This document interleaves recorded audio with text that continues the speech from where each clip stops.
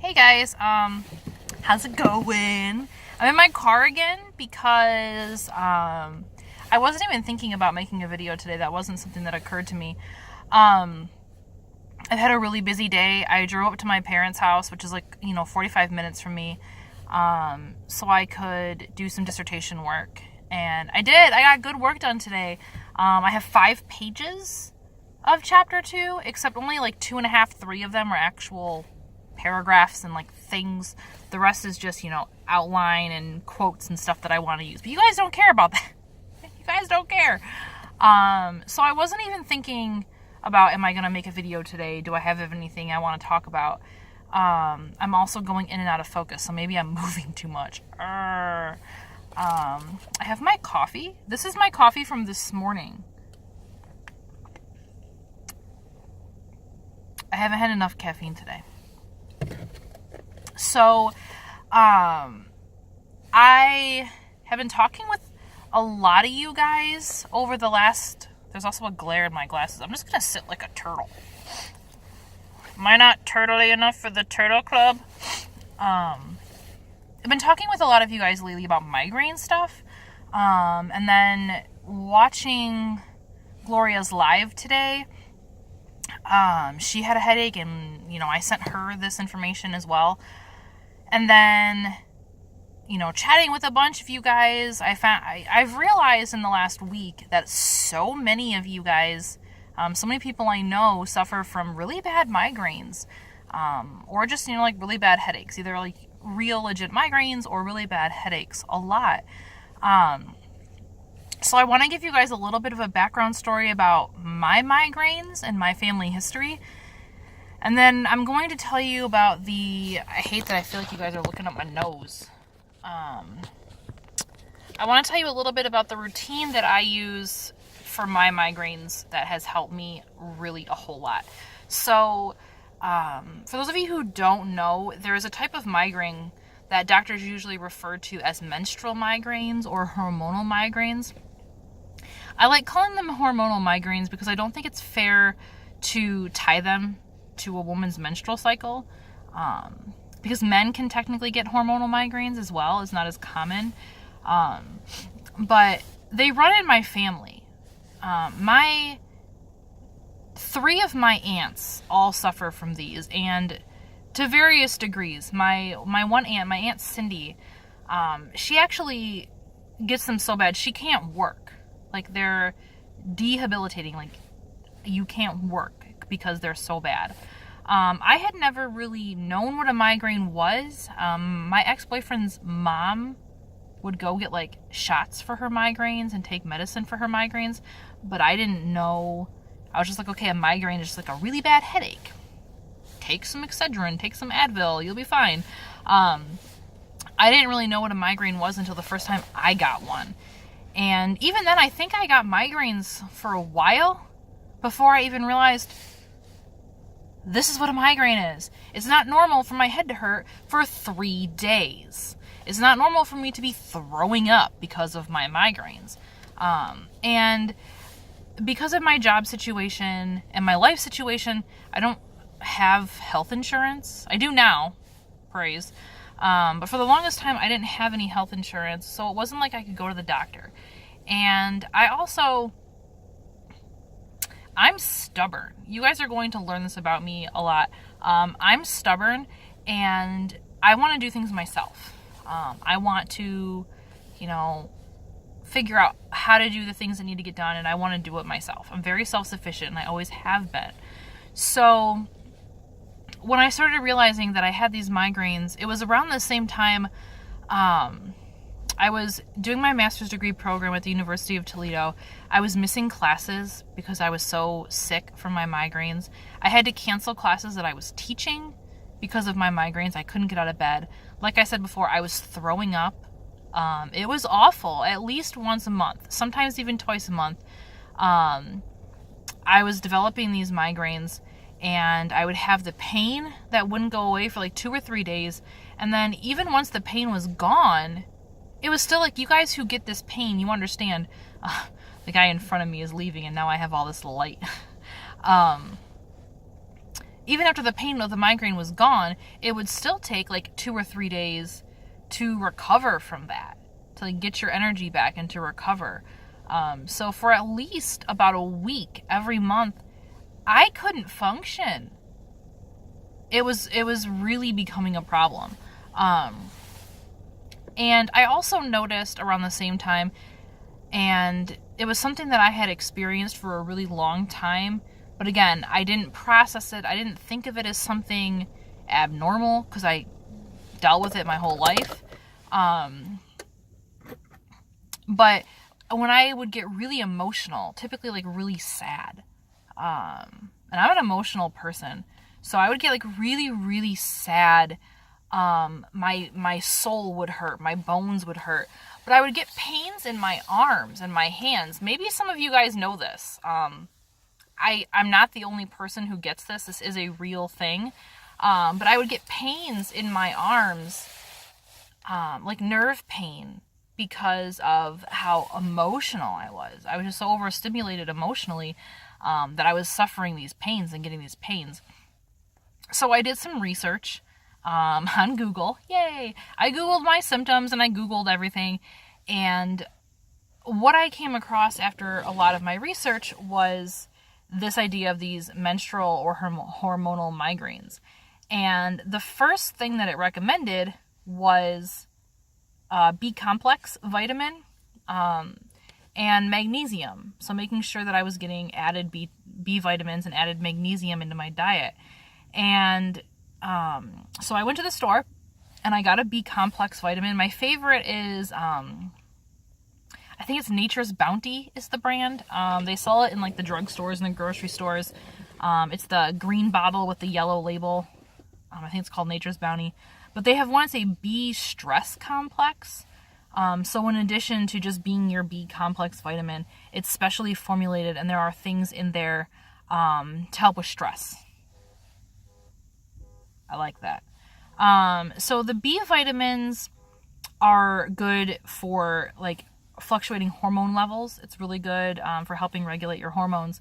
And then magnesium, which yes, you can get magnesium in your diet. I'm blurry again. You can get magnesium in your diet, no big deal. But if you are suffering, please stop being blurry. What do I got to do to get back in focus? There we go. If you're suffering this kind of pain, it's not going to hurt you to go get a magnesium tablet. Magnesium helps nerve function. And so what happens is these migraines are due to your brain's fluctuating hormone levels, which is why they happen for women a lot of times around their monthly cycle, because your hormone levels are crazy. So I started taking the B complex and the magnesium and taking those on a regular basis almost instantly. I think within like a month or 2 or 3 months max. I wasn't getting the migraines like I used to be at all. They stopped completely. And so, like I said at the beginning, I was getting these once or twice a month, regularly, every month for, I think it was maybe 6 or 7 months before I actually like figured out that I had an issue. So dealing with this for all that time, then to go from having them so regularly, my parents thought I had like a brain tumor or something. Like, why are you throwing up from a headache? That's not normal. Duh. But then I wasn't anymore. I wasn't getting those headaches. So that's my biggest advice for you guys, first of all, is if you're not, if you're in this kind of pain at all, take a B complex vitamin, take magnesium. If you have a good multivitamin that has a lot of magnesium and a lot of the B complex, the B vitamins, that's fine too. I mean, vitamins, that's not bad. B vitamins are water soluble, guys, which means that any extra vitamin B in your body, you're not storing it, you're peeing it out. So if you take a B vitamin or even a multivitamin, and then like a couple hours later you go pee and you're like, why is my pee neon green? That's actually a good thing. It means that your body had enough of the B vitamins and it flushed out the rest. So don't ever feel like you're going to like overdose on B vitamins or something, because they're water soluble. They'll come out in your pee. I don't know about the magnesium, but I've never had an issue with that. But okay, so that's preventative. That's what you're going to do to try to make sure you don't get migraines. But what happens when you do? I still get them a couple times a year. I just had one, 2 months ago. So what do you do when you get a migraine? The first thing I do is, if I haven't been taking my vitamins regularly, which I haven't been, I go and I pop my vitamins. I get those vitamins in my system immediately. Then pain medicine. So your pain medicines that are geared towards migraines, like Excedrin, they have caffeine added to them, and that's going to help the pain reliever work. So Excedrin is really, really good. The thing that I like the most, it's called Goody's headache powder. They come in a little blue box, and they look like something maybe your great-grandparents would have taken. Goody's headache powder has the same ingredients as Excedrin, but it's a powder. It's not in pill form. So being in a powder form, your body is going to absorb it faster, and it'll start working faster. It's a powder, so you have to figure out how you're going to take it. For me, I like to mix it with like an ounce of orange juice. It tastes awful. I'm not even going to pretend for a second like it doesn't. Mix it in jelly, mix it in peanut butter, mix it with some juice, mix it with something, and just down it. Just get it in you, okay? It's going to be gross. But take that medicine. And I guess I should say first, before you put anything in you, if your migraine is really bad and you think that something's going to come out of you, if you think you're going to be sick, go get sick, okay? Go in the bathroom, get in front of the toilet, and do what you got to do. I know that's gross. I know nobody wants to hear that. But here's what happens. Maybe you guys have heard people joke before about how, if you have a headache, have an orgasm, because an orgasm will help relieve a headache. What it is when you're getting sick and all that blood is rushing to your head, it's actually going to help relieve the pounding feeling. So yeah, orgasms are great for that, but they don't help with migraines. Trust me, they make it worse. So if you have to throw up, it's going to make your stomach feel better, and it's actually going to help relieve some of the pressure on your head. So before you take any vitamins, before you take pain medicine, if you think you're going to be sick, just do it. Okay? It's not pretty, but just do it. Then put the things in. Then put the vitamins. Then put the medicine in. Then what are you going to do? Take a hot shower. If you feel comfortable doing it, turn the lights off and take a hot shower in the dark. But take a hot shower as hot as you can stand it. Let the water massage. I let it massage my scalp and the back of my neck. I let it massage my forehead and my face for as long as you need to. I like to stay in there until the throbbing starts to subside a little bit. So, 20, 30 minutes-ish. The shower really helps. That's a big, big, big help.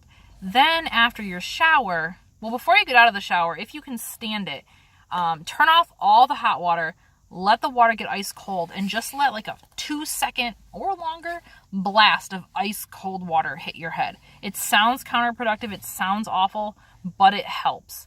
So the throbbing is subsiding, the medicine is kicking in, you do that blast of cold water, and that's going to help kind of settle things down. When you get out of the shower, peppermint oil. We all know by now that peppermint oil is basically the cure for everything. It cures spiders, it cures everything. So peppermint oil, get some. It doesn't have to be fancy. You don't have to spend $1 million on a peppermint oil. I just get a $5 bottle from Meijer or Kroger or Rite Aid or whatever store you have near you that sells essential oils. They don't have to be super fancy. And I'm going to take my glasses off to show you this. I put peppermint oil, I rub it on my temples, and I rub it here on my T-zone. So I put the peppermint oil in those places and I rub it in, and instantly that tingling, cooling effect starts to help. So things are already starting to get so much better. Then I go sit in my room and I sit in my bed. This is key. One, you have to sit. Don't lay down. When you lay down and you put your head down, blood's going to start rushing back to your head and it's going to start throbbing again. Laying down will be counterproductive to everything you've already done. Do not lay down. Get yourself some of those pillows that have the arms like they're a little chair. Prop those up, prop up some pillows, whatever you have to do, and sit in the dark in your room. And that's really it.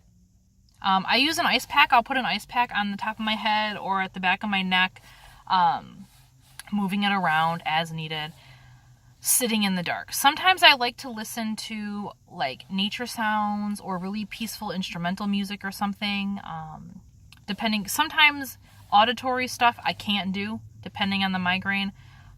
Sometimes I can do auditory, sometimes I can't. Whatever works for you guys too. If you want to listen to something peaceful, you can. Don't listen to like Metallica. That's not going to help you. Listen to something peaceful.